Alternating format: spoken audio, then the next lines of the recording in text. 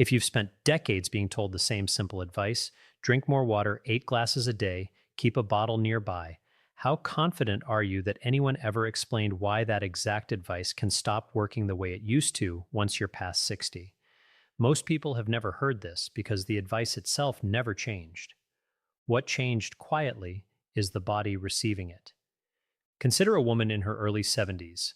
Call her Evelyn, the kind of case this pattern shows up in again and again. Evelyn was, by every outward measure, doing everything right. She kept a water bottle on her kitchen counter and refilled it out of habit. She'd read the advice about staying hydrated as you age, and she genuinely believed she was drinking enough. But she was also on a small daily water pill for her blood pressure, the kind nearly every doctor reaches for first. One afternoon, her daughter called, and Evelyn sounded slow, almost slurred, repeating herself in a way that wasn't like her. By the time she got to the emergency room, her blood sodium had dropped low enough to explain the confusion entirely. Nobody in her life would have guessed that drinking water, the very thing she'd been told to do more of, was tangled up in what landed her in the hospital that day. What makes Evelyn's situation worth sitting with is exactly how unremarkable it looked, right up until it wasn't. There was no single bad decision anyone could point to afterward. She hadn't skipped a dose. She hadn't ignored her doctor. She had, if anything, been more conscientious about her water intake than most people her age because she'd taken the advice to heart. That's precisely what makes this particular danger so easy to walk into. It doesn't punish neglect. It punishes a well-intentioned habit that simply wasn't given the rest of the picture. A quick note before we go further. This channel is for general education, not medical advice, and I am not your doctor. Nothing here is a diagnosis or a prescription. Always talk with your own doctor or pharmacist before changing anything about your fluids, your diet, or your medications. With that said, let me walk you through exactly why the body's hydration system changes after 60, why plain water by itself can quietly stop being sufficient, and the specific situations where this becomes a genuine emergency rather than a minor inconvenience. None of what follows is meant to make you afraid of a glass of water. It's meant to fill in the rest of the instructions that drink more water never came with the part about what else has to be true for that water to actually do its job once you're past 60. Here is the distinction almost nobody explains, and it's the one that makes everything else in this video make sense. Staying hydrated was never really about water alone. It was always about the balance between water and the minerals dissolved in it, mainly sodium and potassium. Your body doesn't actually want more water. It wants the right ratio of water to those minerals, because that ratio is what every cell in your body uses to function. Think of your bloodstream less like a cup you're topping off, and more like a recipe that has to stay balanced. Pour in plain water without ever replacing what's been lost alongside it, and you don't fix the recipe, you dilute it. Two things happen to that balance specifically as you age, and together they explain almost everything in this video. The first is that your sense of thirst itself becomes less reliable. A landmark study published in the New England Journal of Medicine compared healthy older men in their late 60s and early 70s to healthy young men after 24 hours without water. Both groups became equally dehydrated by every measurable internal marker. Their blood concentration rose by the same amount, but the older men reported feeling significantly less thirsty than the younger men, and when given water afterward, they drank less of it and didn't fully replace what they'd lost. In plain terms, the alarm bell that's supposed to tell you drink now rings quieter with age, even though the actual need underneath it hasn't gone anywhere. The second change is in your kidneys themselves. Younger kidneys can concentrate urine tightly when water is scarce, holding on to fluid the body needs. Aging kidneys gradually lose some of that concentrating ability, meaning more water simply passes through and out, even when the body could use it. You're thirsty less often, and you're also retaining less of what you do drink, a quiet double bind that builds without a single dramatic symptom along the way. There's a third layer to this that researchers describe as a hormonal shift rather than a simple mechanical decline, and it's worth understanding because it explains why drink more doesn't always fix the underlying problem the way it would in a younger body. The body manages fluid balance through a small set of hormonal signals, one that tells the kidneys to hold on to water, and others that govern how much sodium gets conserved or released alongside it. With age, the system that governs sodium conservation tends to become less responsive, while a separate hormone that promotes sodium loss tends to run slightly elevated. The net effect is a body that is simultaneously worse at sensing when it needs fluid, worse at holding onto the fluid it gets, and quietly less able to hang on to sodium even under normal circumstances. None of these three changes is dramatic enough on its own to cause a crisis on a typical day.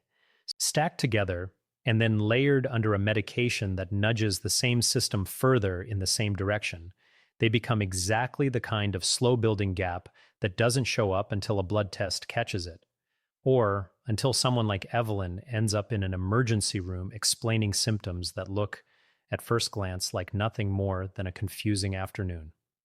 Let's walk through the specific ways this plays out, because, just like with Evelyn, the danger here rarely looks like danger while it's happening. The first danger is the blunted thirst signal itself, on its own, with no medication involved at all. Because the thirst mechanism weakens with age, many older adults simply never feel the cue to drink until they're already measurably behind. This is exactly what that NEJM study demonstrated under controlled conditions: equal dehydration, unequal thirst. In daily life, that means a 70-year-old can be running a genuine fluid deficit on an ordinary afternoon, at home, not in any heat wave, not sick, just going about the day, and have no internal signal telling them so. The bridge into the next danger is simple. This gap matters more than it sounds like, because it's compounded by what's actually inside many of the pills sitting in the medicine cabinet. The second danger is the one Evelyn's case illustrates directly: diuretic blood pressure medications, often called water pills, and the hyponatremia, meaning low blood sodium, they can quietly cause. Thiazide diuretics are among the most commonly prescribed first-line blood pressure medications for older adults, precisely because they work well and have a long track record. But research has found that roughly 14% of outpatients on thiazide diuretics develop measurable hyponatremia, and that being over 70 specifically multiplies that risk roughly fourfold compared with younger patients. The mechanism is almost the mirror image of what you'd expect. These medications make the kidneys hold on to relatively more water than sodium. So if you're drinking plenty of plain water on top of that, exactly the habit you've been told is healthy, you can dilute your remaining sodium even further. One research group studying this combination noted that aging itself impairs the kidney's urinary dilution capacity, and adding a thiazide on top of that makes the problem measurably worse. This is precisely why just drink more water can be incomplete, even actively counterproductive. Advice for someone on this very common class of blood pressure medication. It's also worth knowing that this risk isn't evenly distributed across everyone on a thiazide. Researchers have found it climbs further in people who also have heart failure, liver disease, or who are taking several medications together, including common pain relievers and certain other classes of antidepressant. None of that makes the medication itself the problem. Thiazides remain a first-line, well-studied choice precisely because their benefits for blood pressure control are substantial. It simply means the conversation about fluid intake needs to happen alongside the prescription, not separately from it, especially as other medications get added over time. The third danger compounds the second because blood pressure medication is rarely the only prescription on the counter. Antidepressants in the SSRI family, a very commonly prescribed class for older adults, carry their own independent hyponatremia risk through a different mechanism entirely, one where the body releases too much of the hormone that controls water retention. This condition has a name doctors use specifically: the syndrome of inappropriate antidiuretic hormone secretion. And in plain terms, it means the body keeps telling the kidneys to hold on to water even when there's already plenty on board, which dilutes sodium further, regardless of how much or how little a person is actually drinking. A large study of Medicare beneficiaries, 65 and older, found that combining an SSRI with a thiazide diuretic raised the odds of hyponatremia by roughly 24 to 27% compared with either medication alone. A separate Canadian study found that starting a newer generation antidepressant was linked to roughly a five-fold increase in hospitalization for hyponatremia within the first 30 days, compared with not starting one. Neither of these medications is rare. Plenty of people in their 70s are reasonably taking both a blood pressure pill and an antidepressant for entirely legitimate reasons. And the danger here isn't either medication alone, it's that nobody is necessarily watching how they interact with each other and with an otherwise healthy habit of drinking more water. The 30-day window from that Canadian study is worth remembering specifically. The period shortly after a new antidepressant is started or a dose is increased is when this particular risk is highest, which is exactly when a brief sodium check is most useful, before the body has had months to settle into a new, lower baseline that nobody happens to notice. The fourth danger is how often this gets missed entirely, because the symptoms look exactly like ordinary aging: confusion, fatigue, headaches, muscle weakness, unsteadiness that gets blamed on a bad night's sleep. One analysis found that hyponatremia is present in roughly half of hospitalized older adults at some point during their stay, making it the single most common electrolyte imbalance in this age group. A separate study tracking geriatric patients by age band found the severity climbed sharply with age. Patients over 80 admitted with severe hyponatremia had average sodium levels nearly 20 points below normal, and severe cases were tied to hospital stays nearly 3 times longer than patients with normal sodium. The researchers were direct about the pattern. This condition is common, it is frequently missed at first glance because the symptoms mimic ordinary frailty or early dementia, and it correlates with a measurably worse course once someone is hospitalized. That is the core of why doctors are now saying plain water alone isn't the full answer after 60, not because water is bad, but because the symptoms of getting the balance wrong hide in plain sight, disguised as simply getting older. What makes this danger particularly hard to catch outside a hospital is the order in which it tends to appear at home. It rarely announces itself as a single dramatic moment. More often, a family member notices someone seems a little slower than usual for a few days, blames it on poor sleep or a long week, and only connects the dots once a routine blood test, sometimes ordered for an entirely different reason, happens to flag a sodium level out of range. The fifth danger is the one most easily fixed and most often ignored. Nobody adds up the full picture. A person can be doing the textbook correct thing, drinking consistently, taking their prescribed blood pressure pill exactly as directed, taking their antidepressant exactly as directed, and still end up with a meaningfully diluted sodium level because each piece looked fine in isolation and nobody connected the three together. This is not a reason to distrust any one of those three things. It's a reason to have all three looked at as a single picture, periodically, rather than assuming that following each instruction correctly automatically means the whole system stays balanced. This is also where pharmacists, often the most underused resource in this entire picture, can genuinely help. A pharmacist reviewing a full medication list can spot a diuretic plus SSRI combination in under a minute, something that might never come up naturally across separate doctor visits scheduled months apart for unrelated reasons. The sixth danger shows up specifically during heat, illness, or anything that increases fluid loss beyond an ordinary day, because that's exactly when the blunted thirst signal becomes most dangerous rather than merely inconvenient. On a normal day, a slightly weaker thirst cue costs you maybe a glass of water you didn't quite get around to. During a heat wave, a stomach bug, a fever, or even a particularly active day outdoors, fluid losses through sweat or illness climb quickly. And the body's compensating signal, the one supposed to ramp up and insist you replace what's being lost, simply doesn't ramp up as forcefully in an older body as it would in a younger one. This is precisely the pattern researchers point to when explaining why heat waves disproportionately harm older populations. It isn't that older bodies sweat dramatically more, It's that the internal alarm telling them to replace those losses is quieter exactly when the losses are largest. Combine that with a diuretic already nudging the sodium balance in the same direction, and a single hot afternoon or a 24-hour stomach bug can do in a matter of hours what might otherwise take weeks to develop. This is the scenario where the safe action shifts from routine monitoring to immediate attention, not because the underlying mechanism is different, but because the timeline has compressed dramatically. Here's where I need to draw a hard line, because this is exactly the kind of topic where fear can do real damage if I leave it unclear.